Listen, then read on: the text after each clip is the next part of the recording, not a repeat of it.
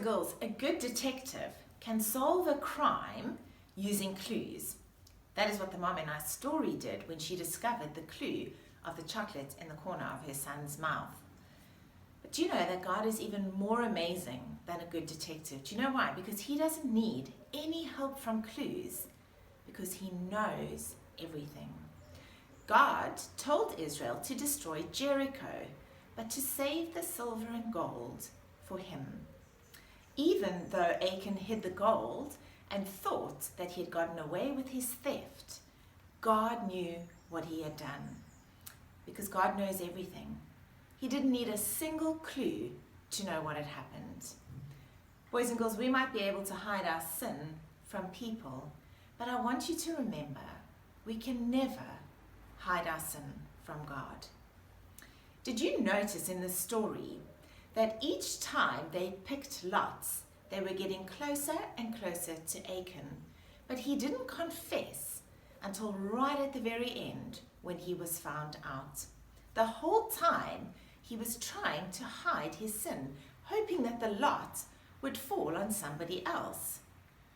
It could have gone very differently for Achan if he had confessed his sin and asked God for mercy. But because he hid his sin, God punished him. Boys and girls, I want to ask you, have you ever been caught in a sudden storm without an umbrella?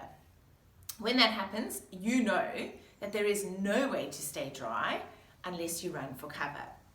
But I don't know if this has happened to any of you. If you are in the middle of a field with nowhere to go, there is no protection for you and you just get soaked, right?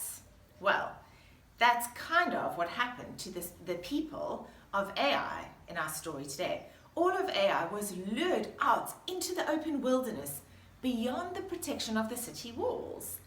After setting the city on fire, the men of Israel attacked from all sides, and the army of Ai had nowhere to run. Israel defeated Ai with the Lord's help. God allowed the first attack on Ai to fail. Why?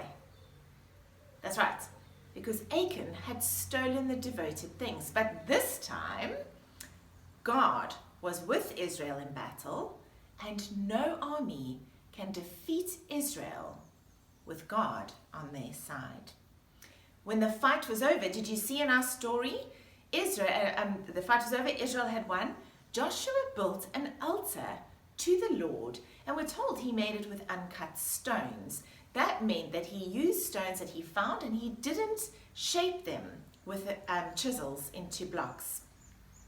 Once Joshua had carefully stacked the stones to make an altar, we were told that he sacrificed a peace offering to God. So what would have happened was an animal was sacrificed as a peace offering.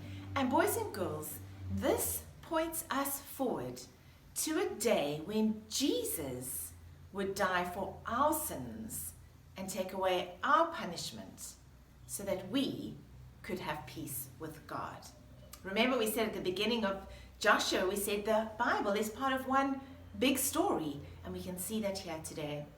God commanded that an altar be made of uncut stones, and this, boys and girls, was to remind us that all of our work is sinful. Even the cutting of stones for his altar was affected by our sin.